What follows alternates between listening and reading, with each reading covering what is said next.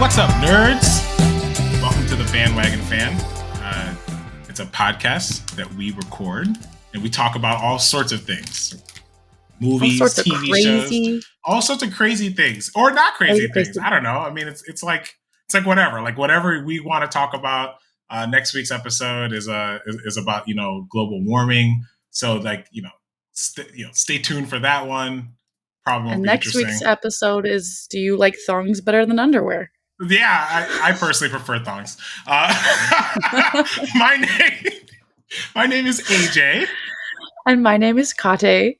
And we have a lot to talk about. But first, speaking of the randomness in the world, my wife was mentioning to me that Justin Bieber was canceling some shows. I don't know if you heard about that, Katé. Yes. I had a friend who was going to go to his show that was happening in New York. Like, I think it was supposed to be this weekend. And she put all on her story, a whole rant about this show's been rescheduled 2 times because I think it was supposed to happen in 2020. So people were really, really upset about it. Yeah, I had heard about it too. My wife had mentioned, like I said, it like a couple of times, like, oh, you canceled another show. And I think we just kind of figured, I don't know, maybe he's going through something. I mean, correct me if I'm wrong, but I'm pretty sure Justin has had some type of mental breakdown in the past before, or he admits that he's had some mental breakdown. So I think everyone just assumed like maybe just like, the anxiety of performing was taking a toll on him. But I had a little insider bird tell me something that I thought was the reason why the show got canceled, but I don't think this is the reason. One of my friends lives in upstate New York in Syracuse, and her husband works at their church, and it's not really a full mega church, but it's pretty big. It's almost a mega church. Yeah. And her husband does the IT there and sound and things like that for the Sunday worship stuff. And she texted me about like maybe 2 days before Bieber announced the real reason why he canceled the show, but a few days after he canceled the shows, and said that apparently Alec Baldwin's mother was a member of their church, but it was a very hush-hush thing, and she passed away. And so they are planning to have the funeral at my friend's church. And her husband, who works there, has been having to coordinate with security and, be prepared in case there's paparazzi and whatnot, because they're having the, matriarch of the Baldwin family, her funeral there. And because Haley is a Baldwin, her dad is a brother to Alec, so it's her Uncle Alec. This would be her grandma too. So I thought that maybe Justin and Haley were canceling to go to this funeral. Yeah, which it did. That did happen, right? She did pass. Unfortunately, Alec Baldwin's mother did pass away. But it turns out that the I guess a bigger reason, an even scarier reason why he's been canceling these shows is because he's suffering from something called Ramsay-Hunt syndrome. And my wife was explaining that it's kind of just like it kind of gives you the same effects of like a stroke, where it makes your face kind of droopy. And you could, in the video that he recorded to kind of explain that, you can see it. It's like 2 sides of his face are moving on different. It's very sad, very, very sad. See, I didn't notice it when I first watched the video. I watched his video on Instagram, and first thing he's like, I don't know if you can like tell with my face, and then he kind of turned a little bit, and I thought his ear looked weird, so I was like, does he have like an ear infection? And then once he pointed out, he was like, as you can see, I can wink with this eye. He's like, but this eye like won't even blink. He's like, I'm trying to blink and I can't get my eye to blink. Yeah. So that's, and I think it's something that can be treated. And, as we know with various rich people, if you have the money, you can find the treatment for it. So, I think he'll be okay in the long run, hopefully, but it's still sad. It's still kind of sad to see that. You don't want to see anyone, go through that kind of thing. And I mean, he's iconic, so it would be a loss if, he wasn't able to sing like at all anymore, which I don't think, it doesn't seem like that's, the diagnosis, like, or the, the, what's the word? Like the outlook of the situation. I was trying to think of like the guillotine, or like there's a saying like, it's not the death sentence or whatever. Like, yeah. So Hopefully it, he'll it get reminds better. me. It reminds me kind of like I think a lot of people don't know that Miley Cyrus had, I believe, throat surgery Oh, I did not from know that. smoking a lot when she was younger, and as a result, the surgery, if I remember correctly, it was done on her vocal cords, which is one of the hardest Mm, surgeries that you could do because you can't really repair vocal cords. Once these things are ruptured or damaged, that's it. Ask Mariah Carey, right? She kind of went through this. She kind of went through this cycle, this phase of trying to sing, but her vocal cords were pretty damaged. So when mhm. you hear her now, you'll notice that like she can't sing the same, and so that's just another example Interesting. of like that's when someone built like someone this talented, like Justin Bieber is a very talented singer. Miley Cyrus, very, very talented singer. But when they lose that ability, I just think it's sad. It's very sad. You don't want to see anyone's God given ability just taken away. So Yeah. I It's don't like know. an athlete getting an injury, you know. Yeah, but yeah. That's exactly what it's like. You just don't want to. You want to see it. We want to see everyone grow. We want to see everything become better. But are they really Speaking, growing if all they ever do is stay on the yeah, same thing? I that's see that's a good conversation, Maybe and a this good is how, segue, yes.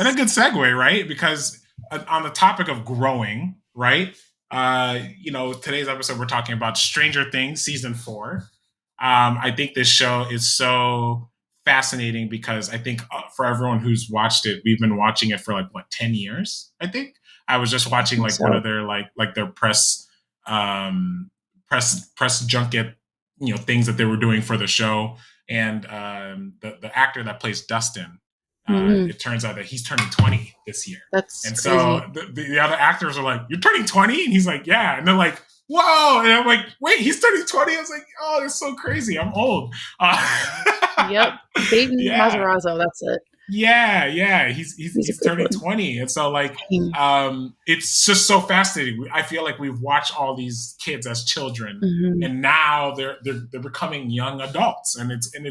and that's I think that's really emblematic of why this show is so interesting to watch, right? Hmm. Yeah, no, Um, we've watched them grow up, and I feel like that's with a lot of other like iconic TV shows like Full House or something. It's like you watch the little yeah, girls grow up in that, and you see people change, and it's interesting to see. It's like obviously they're going to be what their characters have written to be, but then yeah. like all of these kids have become little starlets in the real world. Yeah, and so this season, season 4, this I think was originally supposed to be the last season, but you know they've been asked for an encore, so they're like a good band Hmm. or a good performer. They're coming back on stage for one more rodeo next season. Makes the break that they did for this season kind of awkward now because it doesn't really seem like it served much of a purpose other than um, trying to get as many people to watch that volume Hmm. 2 of season 4. Hmm. Do you remember what happened at the end of the last season? Because I think a lot of time has passed At the end of since. season 3, Yeah, that was the end of season 3. Do you kind of remember roughly where the show I left off? had to watch a refresher before I started season 4. Yeah, But I mean, yes, I think one of the most like iconic things is like I think it's season 3 that is that when Max joins no, Max joined in season 2, I think. she was So it there in season 2, but she had more to do. Let's just say because mhm, and she was introduced like kind of at the back end of season 2, mhm, and then she was like as part of the gang in all of mhm. season 3. You know what I mean? Yes. Yes. Yeah. And yes, she's part of the gang. There's the Starcourt Mall, you know, Hmm. and yeah, let's see. There's also Billy. Billy was a big Billy, part. Yeah. Billy, Max's Max's. brother. He's kind of Yeah. like the town asshole, but also town baddie, hottie. Yeah. All And the moms then, want him for some reason. It's kind of oh my weird. gosh, yes, which also I love that. I love that in season 4, Mike and oh my gosh, Mike and Nancy's Yeah. mom yet again has a whole new hairstyle. Every season she has a Yes. new Every season. hairstyle. Yeah. I think this one's the She's worst. she encapsulates that '80s mom, always trying to better herself, right? Mm-hmm. But yes, at the end of season three, it basically like the big, I guess you can say, cliffhangers is that Mm-hmm. in the fight with the Mind Flayer, Eleven loses her powers. Yes. And then so we're kind of left to believe like, oh man, she's just a regular kid now. Simultaneously, Harper, we are believed to assume, dies in an explosion trying to close one of the gates that are in Russia. And Max's brother Billy, like you had said, that Billy kind of had that moniker for being. I wouldn't say he had the moniker for being like a jerk, but he Mm-hmm. was a jerk to Max, or Mm-hmm. seemingly a jerk to Max. And that So whole season too, he's become infected also by the and Mind he's become Flayer. infected. Yeah, so his attitude is part of that, and so he at the end of that season he gives up his life, saves Max and the Mm-hmm. rest of the kids, and so all those moments I think are kind of like the lingering themes that kind of feed into season four, Mm-hmm. right? So I Mm-hmm. think we broke up season four into like the three chunks that the show broke it up into. Mm-hmm. So the first part we can kind of jump into is like Joyce and Harper, right? Mm-hmm. I said Hopper. I was Harper, gonna say you call Hopper. him I can. Harper, and I thought it was my I said ears. yeah, no, I said Harper, but it's Hopper. My bad. Hopper. But yes, Joyce and Hopper. This part of the show, because that the show, for those who don't know, they kind of just like there's like different teams, I guess you could say, and they Well, all that's kind every of do season. yeah every I season. mean, Yeah, every season, they do. Each team it's is figuring out a different working. part of the puzzle. Yeah. Yeah, exactly. So this part of the puzzle, Joyce gets a letter from Russia, basically. Oh, not a letter. We get a little Oh, that's doll. true. It was like a Russian doll. It was like a Russian doll. Inside the Russian doll was a letter, basically Mm-hmm. letting her know that Hopper is still alive. And so Yes. she recruits Murray from the past seasons to get her to Russia, because I think he knows Russian. So Yes. they go on a recon trip to pay off the, I guess you could say, the prison guard that Yes. Hopper is working with. There's a prison guard. His name is Dimitri, played by, and I don't know how to say his last name, so I know I'm going to butcher this. Tom whilst I don't know how to say that. Whilst Let Chiha. me. I'm Oh sorry, bro. gosh. You're a phenomenal actor, though. I don't know Oh how to say his gosh. last name, but he is the faceless man from Game of Thrones. That's who that actor is. So if you've watched Game of Thrones, that's kind of Oh, something else you've probably seen him in. But I think Dimitri, it's like Vlashiha. yeah, I don't know Vlashiha. how to say that. That's hard for me. I think usually the W is like a V sound, so it's like Vla Vlashiva. Washia. Well, Dimitri, that's this character's name, is working with Hopper to get him free in exchange for Mm-hmm. money. And so Joyce and Murray meet Dimitri's contact, Yuri, who, spoiler, betrays them. Mm-hmm. And Oh, he betrays it's kind of, everybody. he He betrays betrays everybody. Dmitri, Hopper, all of them. This guy Yes, yeah, is. he betrays everybody, gets Dimitri thrown in the same Russian prison Hopper's thrown in, and there's a moment where he's trying to turn in Joyce because I guess the Russians want her for some unexplained reason. Long story short, they break free from Yuri, I they think they capture want her him. because of season 3 when she and Hopper go undercover because the Russians have a secret lab under the Starcourt Mall, and that's when Yeah, that's Hopper true. and Yes, Joyce. yes, that That's is I think true. that's why Yes, she's wanted. she's wanted by the Russian government, I She's guess, or enemy of whatever. the state. Enemy of the state. Yes. So Joyce and Murray, they basically are able to break free from their bonds while they're in transport to Russia, and they capture Yuri, and they basically Trojan horse their way into the prison in order to try to free Hopper. At the same Yes. time, Hopper and Dimitri and some other prisoners are being thrown in a pit. And I think this is, besides the a character we'll talk about later, I think this is the only other being from the Upside Down that we see this season. Yes. But there's the Russians have a Demogorgon that they basically feed to They do they like a feed gladiator style with yeah the prisoners, with knowing that no prisoner will ever survive. yeah, he seems like a little bit faster and like stronger than the like or like faster, like a little bit more intelligent than the other ones. They show him that he has the ability to like adapt at a different rate. So during this fight scene, that's when Joyce and Murray, break them free.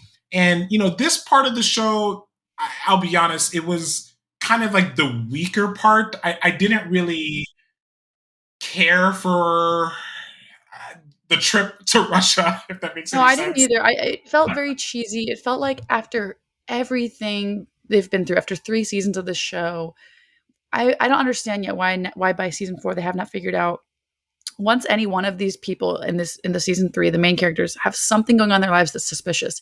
Share it with Yeah, everybody and don't do anything rash like hop on a plane with $40,000 to go try and free your friend who you're not even sure is alive. yeah, It felt yeah. just very ridiculous, and especially for Joyce and Murray too. They lie to the kids. They say they're going for a business trip for their mom, and it's just one of those things where it's like, come on, guys, have we not learned yet? This is not a good idea. They crash Yeah. land a plane. That doesn't seem very believable. It's a happy rescue, but I do agree with it felt weak. And this is okay. You know what? I love David Harbour, the actor who plays Hopper, but Yeah.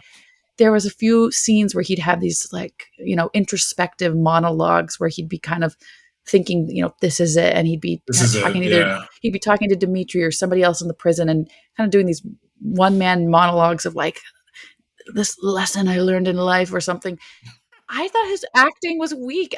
Each monologue he did, I was like, I really felt like he was just reading lines off a page because they wanted I him to have these monologue scenes. It didn't hit me. It yeah. didn't hit. I didn't really love this part because it just didn't it there wasn't anything to kind of uncover in this Mhm. part. I felt like the other two parts, at least we, the audience, are like Yeah, discovering like stuff, we're learning stuff, and I felt like this yes. part was like the lull between that, and then I felt like it Yeah. just took too long. I mean, like just the whole Yes. arc of that just took way too long for essentially an ending to that part of the story that just resulted in just really just a reunion. That Mhm. wasn't much of a payoff. Yeah, there um was a much payoff. the second part of the show Mhm. dealt about was about 11, and this Mhm. part was surprisingly small. Yeah. I thought that was a strange thing to do, where the Joyce and Harper arc was, in my opinion, a little bit bloated, and this one was a little. I feel like we just didn't get a lot. Mhm. Essentially, as we've learned from the end of last season and this season, Joyce and Will and I cannot remember Will's older brother. What's his name? Uh, Um, Jonathan. Jonathan. Thank you, Jonathan. Jonathan. And now 11, going by her birth Birth name, name. Yeah. Jane. They all moved to California for. I think they get relocated. I apologize. They get relocated. They don't just move there willy nilly. They I get thought it was a relocated. willy-nilly move as well, but we find out that Yeah, it we was find kind out of, that they were relocated as a witness protection type of thing, and which is so good, yeah, I didn't mind that part. You get to see 11 and Mike, kind of they're still in their relationship. Long story short, Mike comes to California for his spring break to visit 11, Mhm. but we learned that 11 is not doing well, losing her power. She's And having an identity crisis. You know an what I identity mean? crisis, but also being bullied. She's Being bullied. like Yeah. being totally bullied on by this cruel girl named Angela at her local high school. Mhm. And, it all comes to bubble up when Mike comes to visit. And we find out that 11 has been lying to him and saying, life is so good. I love Mhm. California. I have so many friends, and then they go to the roller rink and Angela's there. They pull a horrible prank on 11. Yeah. And 11, she doesn't have her powers anymore. She's lost her ability to fight back, as she thinks fight back, and then realizes, oh, wait a minute, I can still fight back. And that's when she And does she something. cold decks this girl with a Dexter. skate, which Okay, did was you low cheer? I key. cheered. I loved it. I laughed so hard. I thought it But was well deserved for that bitch. Sorry. I well, I also so what I liked about this arc of the show is essentially that we have gone so much in Eleven's life where she has had to learn essentially how to be a superhero. That's Mhm. basically she has always been the protector, the defender. She's never been defenseless, and so I Mhm. think a lot of I don't really like it in superhero shows specifically when like the main character loses their power. It is like it is the equivalent of jumping the shark. If you get that reference, I hate it so Yes. much. There's no purpose to it. We know they're going to get their powers back. Whatever. I feel like this show did it in a interesting way because it wasn't that she lost her powers because of something she couldn't control. And we Mhm. find out later that she technically never really lost her powers to begin with. Mhm. So this part of the show was 11 gets the opportunity to regain her powers back. Mhm. Meanwhile, Mike, Jonathan, and Will are being Just trying to held. find her. They're trying to find her. They don't I think know where she's gone. We know that she's gone. We know she's gone back to the scientists. She's been yeah, picked up by them. she's been picked Those up. the rest of the kids, the Jonathan, Mike, and Will, they think she's just been straight up like taken, kidnapped, Yeah, put in a prison. put in a prison. And they're trying to rescue her. Jonathan, for whatever reason, is a straight up stoner now. I guess that's what California does to you. And his friend Argyle, who I Oh thought was yes, very funny. Argyle. I liked him. I liked him. He was very funny. I liked Uh, Argyle, except for the moments when there's a scene where they're being chased as well, and Argyle's like, "What?" And I'm like, "This what? is Yeah. not the time to be But stoned, dude." But that's the thing. He's stoned, so that's why the whole like delayed, like I don't know what's happening thing. I thought he was funny. I thought he was a good comic relief. So they are trying to find him, but we learned that 11 is taken to a facility, and we quickly learned that this facility is run by the same man who abducted her in the first place. I can't remember his name, but she calls him Father or She calls him Papa. Papa. I Papa. mean, talk about It's Papa Mr. Pedo. John's. I know, Yeah. right? So awkward, and that's a part of that I think is so. It was. I thought that was a very interesting way to show subtext of abuse without it Hmm. having to be abuse, right? Yeah. Like when Papa touches her on the shoulder, you feel the heebie-jeebies Oh, because yeah. you're You feel like, creeped that's out. just like, yeah, it doesn't feel right. It doesn't feel right. Well, I mean, I Um, think that like it to me, I just got so many like I don't know if he ever did anything like I don't think he did anything sexual with the children, but I get pedophilia right. vibes. I mean, there's something creepy about an older man with a strange obsession with these children. You could say that he thinks he's obsessed with their minds and their powers, but Yes. I mean, Yeah. just the way that he talks to them, the way that he makes them call them Papa, and Dr. the way that Brenner. he Dr. Brenner is his name. yeah, Yeah. it's like there's like this Yeah. forced intimacy, and if you don't really give into it, I could see him Ooh, tur- that's a good turning point. turning his mean hand at you. Which I mean, we see some flashback scenes and find out that Papa's not always nice. Papa can be kind of an ass and Kind of scary. a yeah, kind of scary. And in this part of this arc of the show, we find out that essentially 11 they do kind of retcon some things, but that's fine. 11 essentially was she grew up in I guess almost like a home for these kids with these telepathic abilities, and we learn in this arc that basically how she got to where we find her in the beginning of the show, that she was essentially liberated, or I guess she liberated herself with the assistance of an orderly who is helping her break out. And we find out that that orderly was actually number one, right? The first kid to have 11, ever been tested on. yes. Yeah, 11 has her name because she is the 11th test subject in this facility. But there are other kids with all different numbers, right? In previous seasons, we met number 8. If you remember, she had already escaped, I guess, at this point. So this is number 1, as we learn, has an inhibitor. And he is essentially forced to stay where he is due to this inhibitor he cannot remove.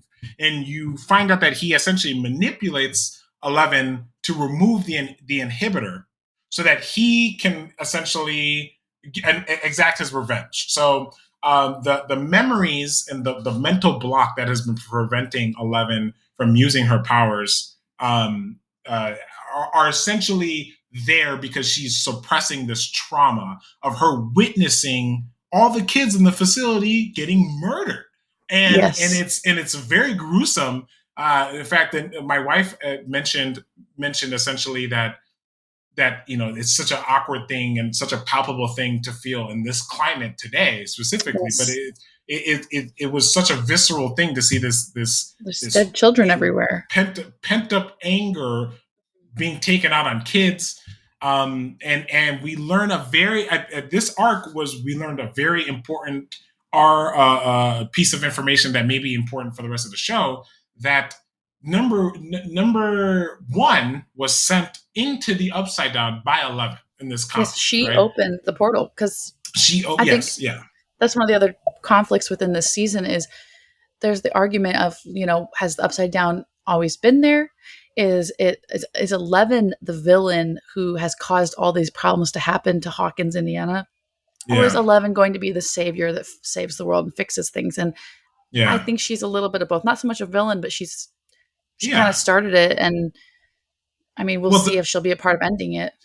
the line between the person uh, who number one becomes and 11 is very thin, right? And I think that's what it was trying to show you, this mirror image of two people who have gone through literally the same exact thing, and the only difference is that 11 sees the beauty in humanity, whereas number one sees the bad in humanity.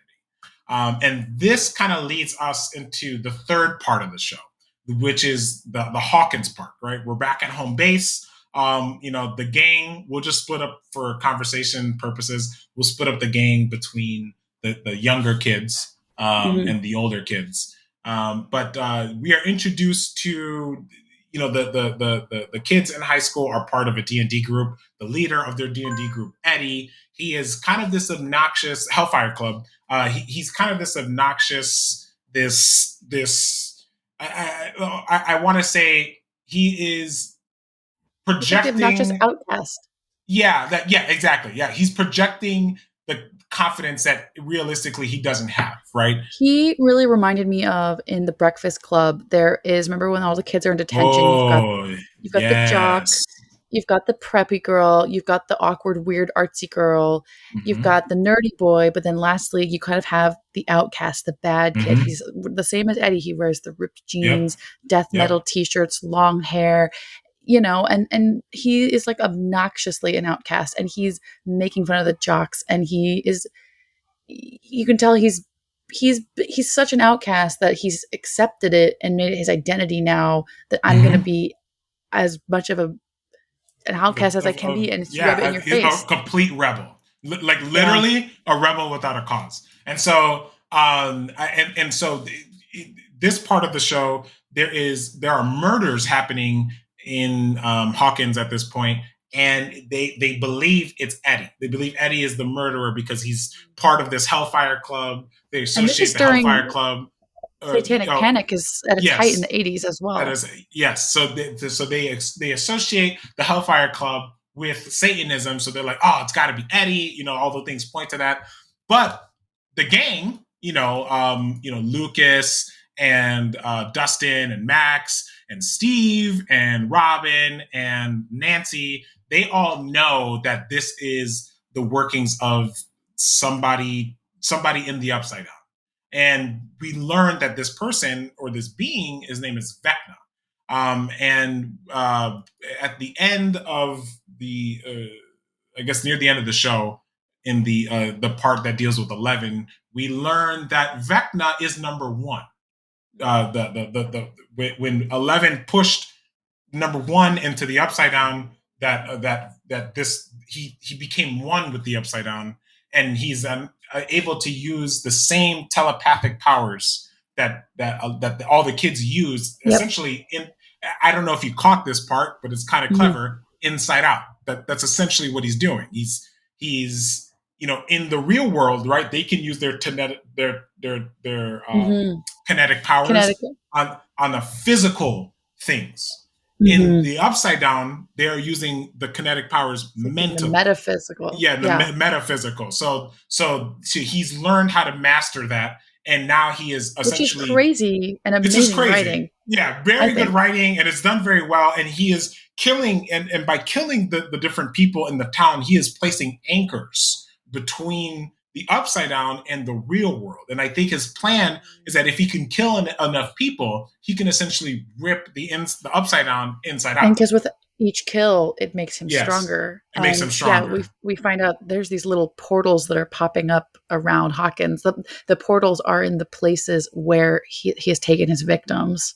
Yeah. Um, Um, but and yes, and no. Oh, and go ahead. his victims. Oh, it's okay. I was gonna say his victims are essentially are all these kids, and which, by the way, I really love this part because this show, by the way, I get it. Like, we're a little bit older, but if you're younger than 30, I just need you guys to know that, like, this show is such an homage to 80 horror and 80s, like 80s theme horror stuff, because the whole thing of he is exploiting the mental fragility in high schoolers, which are arguably is one of the most fragile times you can be, essentially. And he is using their either their guilt or their pains or their traumas to essentially hold them mentally Yeah, accosted. You know captive. what I mean? Yeah, Yeah, mentally yeah. captive, It's so that like he if can somebody do has a his. crack in their mind, if there's any crack, Yeah, he's seeping through. yeah, And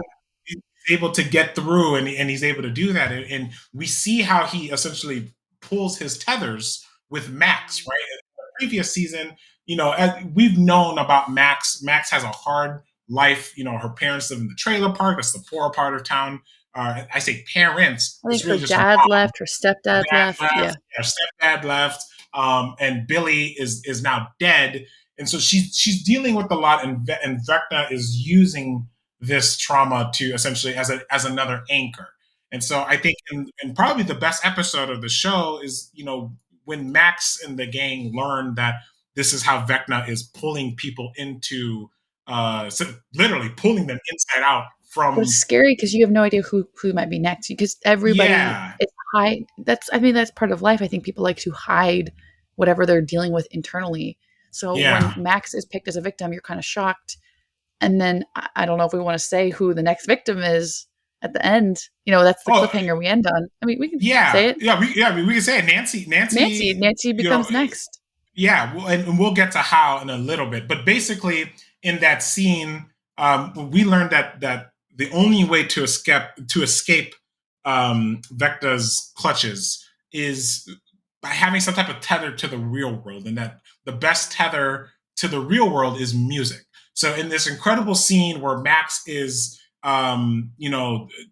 being taken by Vecna, and they He's are about to be playing, killed. yeah, about to be killed, and they're playing running up that hill by Kate Bush, which we're gonna hear on TikTok for at least the next like 4 months, like Oh, all over the amazing place. song. But Album is they amazing too. but they do a great job with showing that impact of like battling through depression. I mean, that was just a very beautiful Yes, depiction of what that uh, looks like, and definitely. her choosing to live. Very impactful, and probably the best Oh, episode I of think the it's one of the entire best show. scenes. Oh yeah. Yeah, yeah, of If the you entire show. if you don't like that scene, you don't have a heart because I Yeah, swear, anybody who watches that scene, you can think of a moment in your life where you were like, I could have let darkness consume me, and I didn't. yeah, yeah. So it's a beautiful scene, and it comes off the heels of Nancy and Robin, who are trying to figure out like more about Vecna, and they find out that there's a Vecna survivor. This Vecna survivor, as we learn through the flashbacks, is actually number one's dad, and that for whatever reason, Vecna's father. Uh, we don't really know the full scope of it, but number one has tremendous disdain for mankind because of his parents. And we learn his first two victims were his sister and his mother. And he tried to kill his father, but because there was music playing in the background, his father was able to escape. And so they kind of put it together, with these clues. They put it together like where Vecna is in relation to the Upside Down. The older kids get sucked into Watergate, which I just thought it was funny. One of the Which is gates like Gates. underwater. Yes, Yeah, underwater gate. just a gate underwater, Watergate. And then there's another retcon here that we learned too, that the Upside Down is frozen in time for Yes, it's whatever 3 years reason. three behind. Yep. years 3 years behind in Oh, the time. day that it's I think it's around the time that not Alexis, oh my gosh, 11 opened the Yeah. portal. Yes. Well, so that's the thing. I thought that as well, but we technically don't know because they start those flashbacks in 1979, so we don't quite know why. I think that's a good theory, but I don't think they ever flat out said, like, they I don't think they flat out correlated that there was a 4 year gap between when we see her flashbacks when she's a kid and then when the portal opened, because that was my thought at first, but I'm like, but why 1983? And they actually say that that's when that was the day or the date or the time that Will was sucked into the upside down. So I think That's it right. has to do with more along the lines of that maybe the first gate fully opened. Maybe we don't know yet, but that is something that I think will come into play because that's something new that we've learned 4 seasons into the show. So the older Yeah. kids get sucked into the upside down, and as they're all trying to escape, they pull the chair on us. Nancy gets sucked in by Vecna. I have a theory. We could talk about it as we close, but we're supposed to believe that that's it for Nancy. That's it for old girl Byers, right? She's gonna be fine. I think I No, not saw. Byers. Excuse me. What's her last name? Her last name is Oh, uh, Nancy Wheeler. Wheeler. Nancy Wheeler. I Wheeler. apologize. Yeah, Nancy I Wheeler. love too So that her name is Nancy, and I feel like this season she goes full Nancy Drew. She's like yeah, total Miss Detective. I like that as well. I thought that was probably an homage to that. We also get a Barb sighting. Poor Barb. Oh, Barb, when will Yeah, they poor let Barb. this poor actress go? I swear she's gonna get hit up all the time. They're gonna say, "Can you do one more cameo? Yeah, do one more We Barb need to for just have us. one more snake crawl through your mouth. Just one more. Don't worry." So But yeah, I mean, yeah, what did you think about this season so far? I think it was amazing. Volume 1. I loved the twists and turns.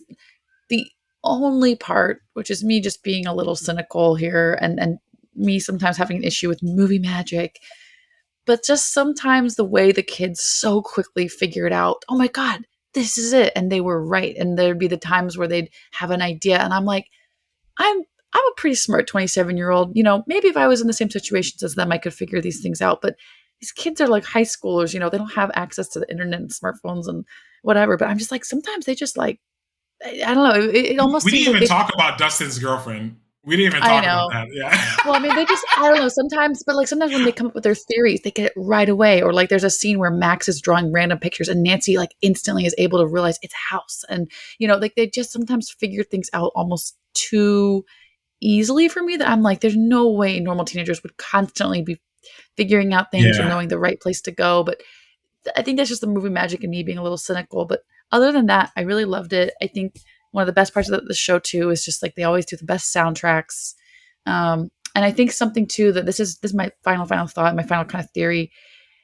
I feel like several times in this season, the kids would say things like, "We've been through this before," or "Don't worry, Eddie, it's gonna be okay. We've been through this before." Or if they didn't say it, you know that they have this kind of confidence that like, "All right, this is our fourth year of shit happening in this town. We're gonna figure it out."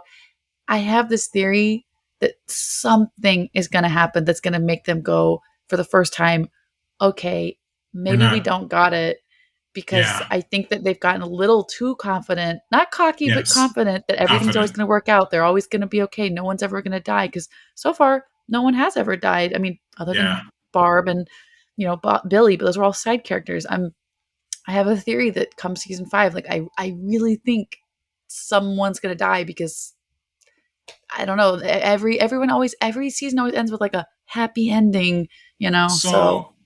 So I'm gonna piggyback my final thought with start with a theory that I think that they are actually going to lose in this season. And the reason why I think that is because the only way Eddie could be vindicated of this crime is if the people in the town are made aware that the upside down is real. That's the Yes. only way. And that was probably the only thing in the season where I'm like, but how are you going to vindicate this? This isn't how crime works. You can't just tell them there's a monster killing people and then they're like, oh, well, we didn't think about that, right? Like there has to be Yeah. some tangible proof. I think couple of that with the fact that I don't think Nancy is going to die. because I don't think Vecna would have shown like I don't think he would have Scooby Dooed himself and like revealed his whole plan to her only to then kill her. Yeah. I feel like if anything, there's something he wants to use her for because how intelligent she is. And so Interesting. I have a Yeah. feeling he's not going to kill her for that specific reason. Also because if they wanted to kill her, they would have done it at the end of this. Mm. They would have I think they might have kill just killed someone her. else though. I think So that's somebody's up. Somebody's never's up. so that's the other thing too. Like I do think that someone will die, but I don't think it's going to be a main character only because throughout all the other seasons that all the main characters have always survived. They've even added on people, and all the people who've been added on are great. And I don't see how at this point I don't see how like removing a character builds anything in terms of the story structure. Mm-hmm. And that's one of the reasons why I think that that I don't think they're going to kill Vecna because I think Vecna is too interesting and too good of a villain to just kill off. So I enjoyed this season. I thought it was pretty good. I thought it started off slow, but it really finished strong, and it's how you stick the landing that matters. So I cannot wait for Volume 2. It does We kind don't of have to wait suck. long. We don't have to wait long, but it is going to be like a 4-hour endeavor. I don't really love that. Just break up the show. Let's not get into a habit of making mini movies out of our TV shows. That's not a good line to blur. July 1st, I think, is when Volume 2 comes out. So, you know, that's basically the recap for Volume 1. Yep. If you're listening, let us know if you enjoyed the show, if you enjoyed season 4 specifically. If you've never watched the show, please go back and watch the other seasons, not just for the story context, but because it's a really good show. I just want to get on my little like stool here, but there's not a lot of unique IPs, that are in publication on TV. So if anything, for a reason to watch Stranger Things, it's one of the last bastions of original television, right? Everything has become a copy of something else. So if you haven't watched Stranger Things, watch it and let us know whether you guys like it. Let us know if you're excited for the second half of season 4, season 5. Let us know if you're excited. If you liked our show, let us know if you like our show. You can find us on Instagram, TikTok, Twitter, Woot, Wolf, anything. It doesn't matter. Wolf doesn't exist. That's an office show. But you can find us on any social media platform at the Bandwagon Fan Podcast. Thank you for listening. Yeah, thanks for listening, everyone. Yeah, and enjoy the rest of your day.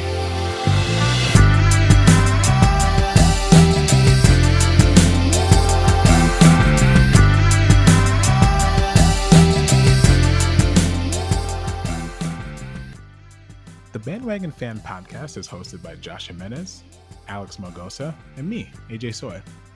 Our show is produced by Katé Smith and edited by your boy, AJ. Our social media is managed by Natalia Kokulia, and our theme song, Lush Waves, is provided to us by Taylor Lewin of _audio. Thank you for listening, and we'll see you next time.